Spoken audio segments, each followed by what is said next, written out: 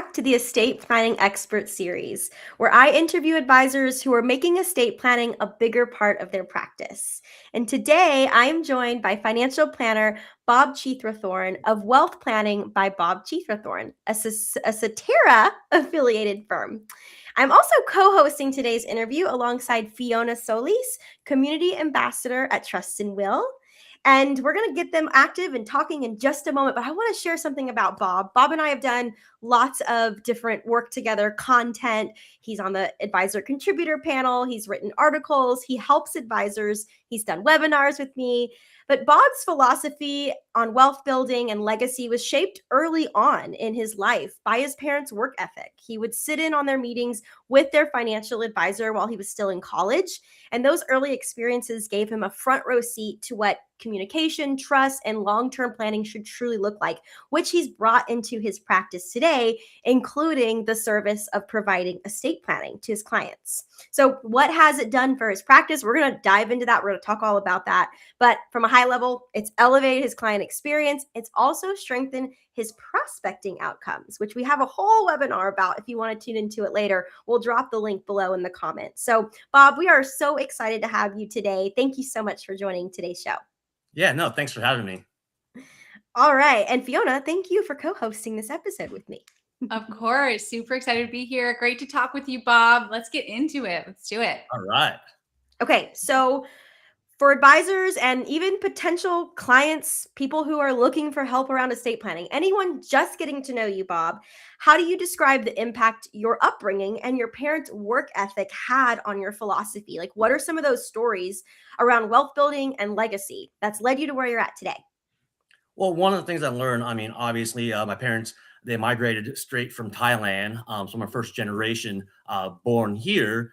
And just growing up with, they had that American dream of just coming here and, creating a different life. And, as I grew up, I understood that. So it was more on me to help them see that because I was able to learn more than they could over here. Right. So I felt like the seed of that building that American dream, right? They wanted me to have a chance at it. But coming from Thailand at their age, it would just be hard for them to kind of fully entrench themselves in actually getting that. They have, but it allowed me to kind of really paint the picture of, hey, I need to do something with this. And with their work ethics, my mom's a nurse and she was a nurse instructor. My dad was a full-time worker. And so they worked a lot of hours, right? And I just saw that and I appreciated that because, again, they were bringing something to the table, which is a new life for me, food, teaching me value, and it wasn't easy for them. They weren't really good English speaking, so there was a lot of learning, a big learning curve for them. But that really allowed me to kind of focus on, hey, guess how they made it work? Their work ethic, their dedication to being consistent. So that's one thing that I took away from it was like, hey, you know what? Even though they had all these obstacles, all these challenges, what helped get them through was having that strong work ethic and being consistent and just thriving to move forward.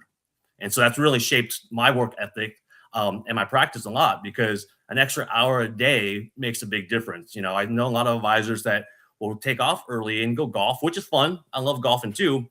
But at the same time, I just know that that extra hour that I spend not leaving early really doesn't give me an extra hour of work that day or that week. It actually exponentially expands my business and my practice for years to come. You don't feel it till down the road.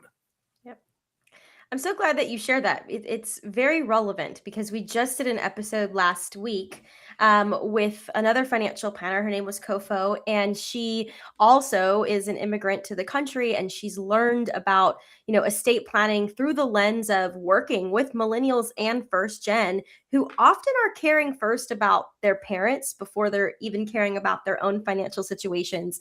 And she was also inspired to go off and become an advisor and help people of people that she can relate to, right? People that fit this category.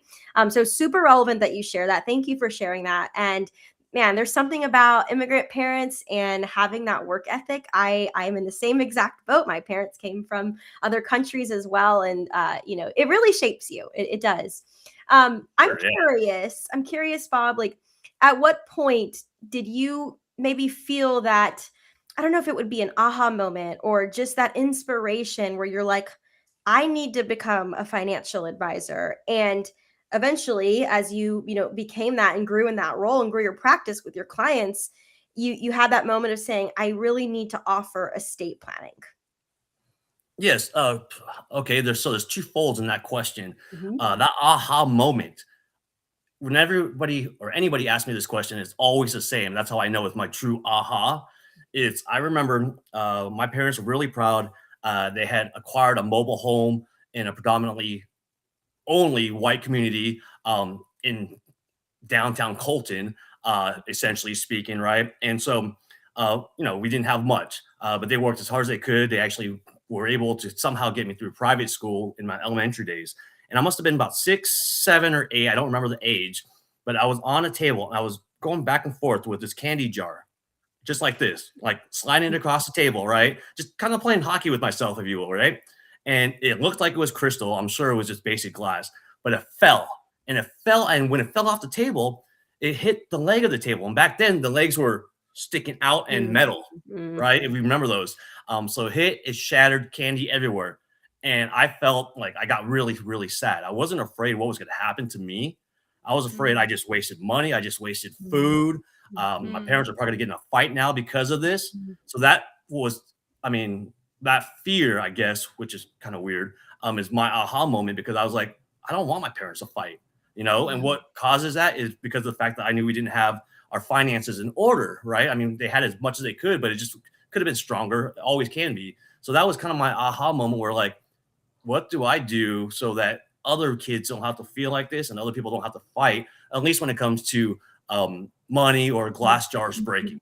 That was my aha moment. Now, fast forward to many, many years down the road, most people's aha moment is probably when they're in high school or college.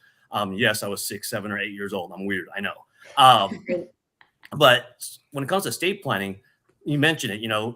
First generation are really caring about their parents, right? And it's one of the things because we understand this once we grow up, I would say maybe not so much as a teenager, we understand the struggles and the things they went through. So yeah, so we want to take care of them. And just in talking with parents and my parents and just other you know, people with different ethnic backgrounds, it's kind of this common ground. Hey, we want our Mm. kids to take care of us, but we want everything to go to our kids. Yeah. But I never found a situation where they already had a living trust or Mm. even a will, Mm. right? So that was kind of another aha moment. Is like, wait a minute, you guys care so deeply about this stuff, but you don't have this in place. Yeah. Why? Mhm. They Yeah. don't know about it. It's not taught. Bob, it's so interesting. This is perfect into the question I'm about to ask you, but you mentioned like this fear that kind of was that aha moment, but also just knowing you and talking with you and probably how you serve your clients, you have a joy to you as well. And I think you really totally value what the legacy really means, and it's so worth protecting. So it's perfectly aligned with this question. So obviously you are a trust and will advisor, you use that in your practice with your clients. So since integrating trust and will into your process, into your practice, how has that changed the way estate planning shows up in your client experience? So from that initial conversation about it to the follow through, what does that really look like now that it's a part of the conversation that you're having with them? Yeah, I mean, it's completely reshaped, and I would say kind of put that extra piece that was missing. Let me just kind of back up real quick here. When I first started as an advisor 20 plus years ago in the industry, I was used to not having money. I was used to kind of being a hustler, finding ways how to make money while you're in college, just having side jobs here and there, doing whatever you needed to do. Uh, but when I became an advisor, it was, hey, these are the clients you need to go after if you want to make some money. Well, I Mhm. was used to being not having money. So it wasn't about money for me. So I actually started working with college kids, um, getting them started with a Roth IRA. We're talking $50 a month, right? And so it was not making me any type of income, right? But Mhm. that's just what I did.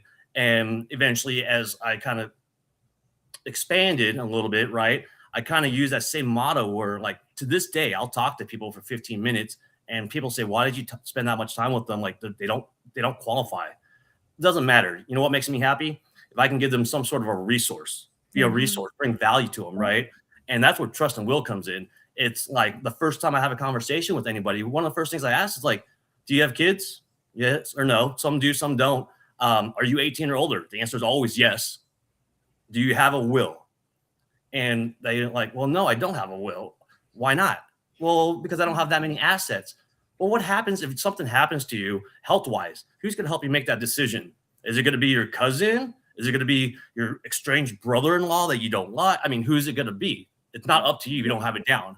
So get some thinking. So that's how I bring it in. And it's part of every single conversation. Today, I had 3 meetings with prospects, and we were talking about wills before we were talking about finances, because to me, that's more important. And if we don't work together, if I don't handle your finances, I can at least help instruct you how to get a will. Yep. You mentioned prospecting, and that's my question I'm about to ask you, but you also brought up just having that resource. And I think that that's huge for advisors to really tap into. It's not like you're sending your clients to somebody else. You're not sending them to the attorney anymore. You actually have a place in this as well. And I think that's so fantastic that you really adopt that and you understand that. And that's the relationships that you're building with your clients. So going back to the prospecting conversation, because this is something you and Diana got to talk about in a webinar. This is something that I think a lot of advisors either watching now, going to tune in later, are going to want to know. But how has, bringing in estate planning into your practice, how has that strengthened your prospecting outcomes? So is this a yeah? Okay, good, go. Yeah. Huge. And here's how, because I don't, again, I know finances, I know numbers, right? But I have a concept. I don't know if it's true or not, but I have 2 concepts. One's called hard prospecting and one's soft prospecting. Hard prospecting is one that we all know we're being prospected. We get those drip emails. We get this, we know we're getting prospected, and we know it's no big deal. Eventually we might do it or not. And when the moment's right, we're like, hey, I do need that, right? So that's why there's those drip campaigns. To me, that's hard prospecting. I think talking about wills and trust is soft prospecting. I use an example where I helped a client. She was having technical issues. Her computer was messed up. We're doing Zoom, and she was just frustrated. She was going to go spend a couple $1,000s and just get a brand new whole computer set, right? I spent about 15 minutes with her just troubleshooting, using some AI, just knowing what I knew that she didn't know how to do. And we were able to get that fixed, right? And I wasn't trying to prospect, but in a sense, I was soft prospecting because I built a lot of a relationship, because she realized that doesn't compensate me. That's not something I do, right? But I was just there helping. And so I think when you talk about trust and will, even though it's so huge with the finances, most advisors don't see it. I see it. Even though it's a big part of it, it's something that we don't normally do, and it's something that takes up more time than what we're used to doing, right? Our compensation, take it back to the old school ways, is managing money, right? When we're managing your will, we're not really managing money. We're just making sure that you're taken care of, right? And a will goes through probate, so it actually costs clients money, but at least they have someone making healthcare decisions, and that's usually leads to a trust. Once they have a will, I'll start saying, hey, you didn't know why you needed a will. Here's why. Now let me teach you the difference between a trust and a will. I don't tell them, hey, you need a trust. I suggest that you get one. I give them the education, and then once they read up on it, they're like, never knew that. No one ever took the time to teach me that, right? Like I don't see this to this day. I don't really see attorneys going out teaching people about wills and trusts unless they knock on their door saying, hey, I need a will or a trust. I'm willing to pay you. Which one do I get? And I'm all about just giving information out there. Like I said, if it doesn't do anything for me, it helps somebody else. And I think everybody who gets help some way or another has the capability then to pay it forward. Yep. Yeah. I just want to hop in on that, because that is so powerful.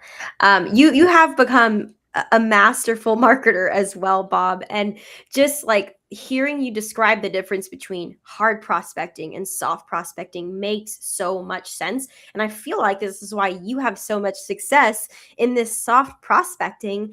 And I look at it Trademark as pending. Trademark pending. Trademark pending. It could absolutely be. I look at it as the difference between sales and education, right? Like you can be a bona fide salesperson pitching products, or you can be coming from a place of education and talking through things that your clients have really never understood before, and you're giving them gold, and they're going to move on that. They're going to be they're going to take action around that, right? That's motivation. You're speaking directly to their fears, right? And they didn't even really understand either they had or how to work around. So I love that. Thank you for sharing that with us. Welcome. Yeah.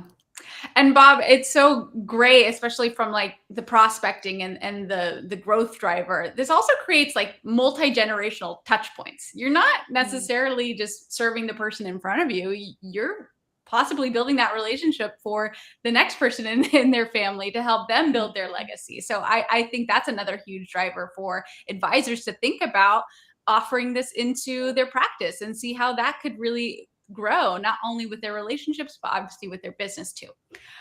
So this is kind of the question we end these interviews on, which is so perfect. But we mentioned before, you're obviously a super active advisor. You are already incorporating estate planning with trust and will into your practice. So what would you say to the advisors who are hesitant to implement it, or who have thought about it, they just haven't made that move yet? What would you say to them?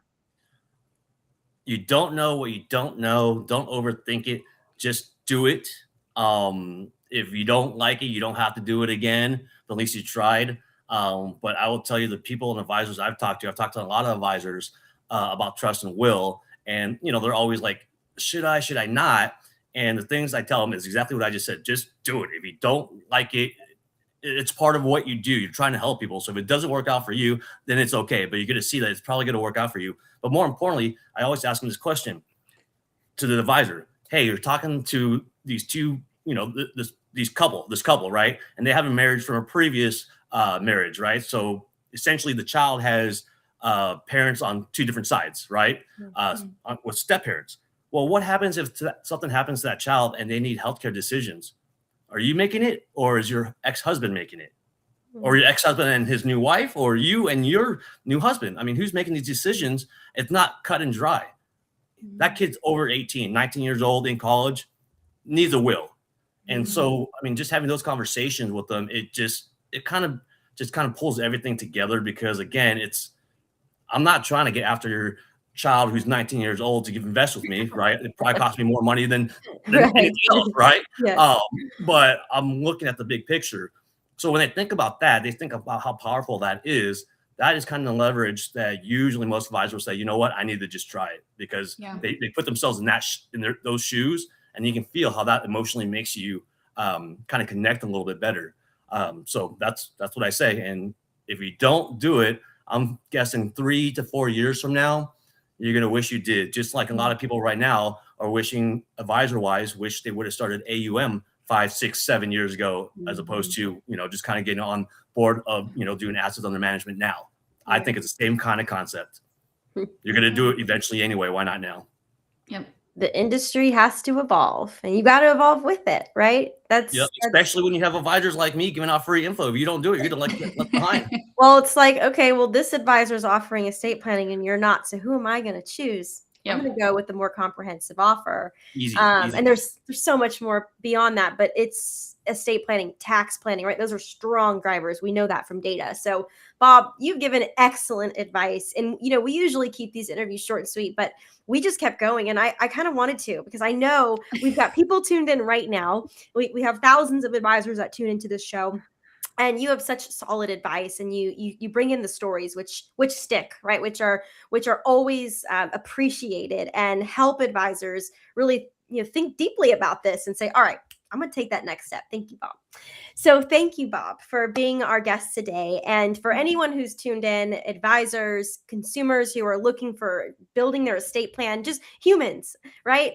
You can learn more about Trust and Will by heading over to trustandwill.com or trustandwill.com/advisors. There's a QR code in the bottom of the screen. And with that, this is my last episode that I will be hosting, which I'm very sad to say. I just want to say thank you to the thousands of you who have tuned in over the last year and a half into this series. And Fiona, I know you're going to crush taking this over. I can't wait to tune into the next episode that you will be hosting. So thank you as well.